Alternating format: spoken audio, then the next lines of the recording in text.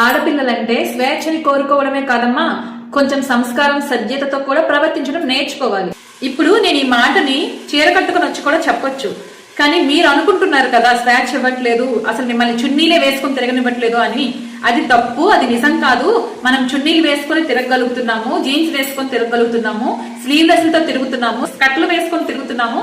మనకి ఎప్పుడు ఎవరు కూడా అభ్యంతరం పెట్టలేదు. మన పెద్దవాళ్ళు ఒకప్పుడు వేరేలా ఉన్నా మనకి మాత్రం స్వేచ్ఛ ఇచ్చారు, ఫ్రీడమ్ ఇచ్చారు, మనకు నచ్చిన బట్టల్లోనే మనల్ని తిరగనిస్తున్నారు.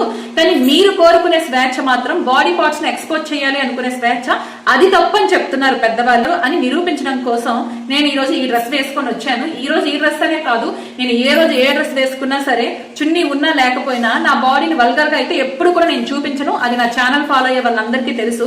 ఇప్పుడు మీరు వచ్చి బ్యాడ్ కామెంట్స్ లో ఏదో ప్రూవ్ చేసేద్దామని చెప్పి చున్నీ లేకుండా వస్తావు ఎందుకు అని ఇలా పోర్ట్రే చేయాలని చూస్తున్నారు. చూడండి, నన్ను బ్యాడ్ గా అంటే ఒక మంచి మాట చెప్పినందుకు బ్యాడ్ గా పోర్ట్రే చేయాలని చూస్తున్నారు. నేను వెంట్రుక శాతం కూడా పట్టించుకోను. ఎందుకు అంటే నేను ఏ రోజు కూడా నా బాడీని వల్గర్ గా ఎక్కడ కూడా చూపించలేదు. ఫ్రెండ్స్, నేనైతే రీసెంట్ గా శివాజీ గారు మాట్లాడారు కదా, దాని మీద నేను స్పందించి వీడియో చేశాను. అందులో శివాజీ గారు ఏవైతే వర్డ్స్ వాడారో అది తప్పే. దానికి ఆయన ఆల్రెడీ సారీ చెప్పారు, క్షమాపణ అడిగారు.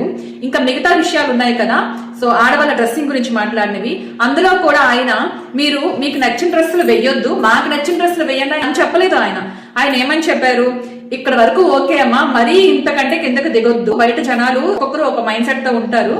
సో అలాంటి వాళ్ళ నుంచి మీకు ఎలాంటి ప్రమాదాలు జరగకూడదు అంటే మీరు పద్ధతిగా బట్టలు వేసుకొని రావాలమ్మా బయటకు వచ్చేటప్పుడు అని ఆయన ఆడపిల్లల్ని ఉద్దేశించి మంచి కోసమే చెప్పారు. 2 years అయింది నేను మీ ఆంధ్ర ఆడపడుచు యూట్యూబ్ ఛానల్ అలాగే ఇన్స్టాగ్రామ్ స్టార్ట్ చేసి. నాకు ఎప్పుడు కూడా ఏ అబ్బాయి కూడా వల్గర్ కామెంట్ పెట్టలేదు. బట్ నాకు అలేఖ్య టిపికల్స్, రమ్య, మోక్ష వీళ్ళతో ఒక చిన్న ప్రాబ్లం వచ్చింది. ఆ ప్రాబ్లం వచ్చినప్పుడు నేను వాళ్ళ మీద ఫైట్ చేశాను.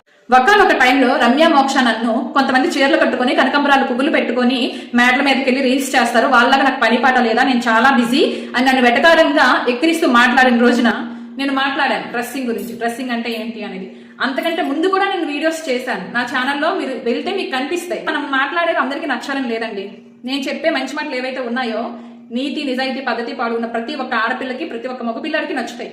ఎవరైతే నీతి నిజాయితీ లేకుండా, అంటే ఎందుకు ఇలా అంటున్నా అంటే, నిజంగా అంత నీతి నిజాయితీ ఉంటే మీరు అడగాలనుకున్న మాటల్ని డీపీలో మీరు ఫోటోలు పెట్టుకొని నన్ను అడగండి. అంతేగాని ఫేక్ అకౌంట్లు క్రియేట్ చేసుకొని ఫేక్ ఫోటోలు పెట్టుకొని మంచి చెప్పిన వాళ్ళ మీద ఇలా ఫైట్ చేయకండి అమ్మా. ఆడపిల్లలారా, ఈ జనరేషన్ కి సంబంధించిన కొంతమంది బరి తెగించిన ఆడపిల్లలకు చెప్తున్నాను, ఈ వల్ల మీరు ఎలాగో చెడిపోతారు. మీకు జన్మనిచ్చినందుకు, మిమ్మల్ని పెంచి పోషించి ఇంత వాళ్ళని చేసినందుకు కొంచెమైనా వాళ్ళకి రెస్పెక్ట్ ఇవ్వండి. ఇంకా మీ ఇష్టం తల్లి, మీరు ఎలా ఊహించుకున్నా సరే నాకు పోయేదేమీ లేదు. నేను ఏదైతే మాట్లాడానో అదైతే పచ్చి నిజం, అలాగే న్యాయం ఉన్న మాట అన్నమాట.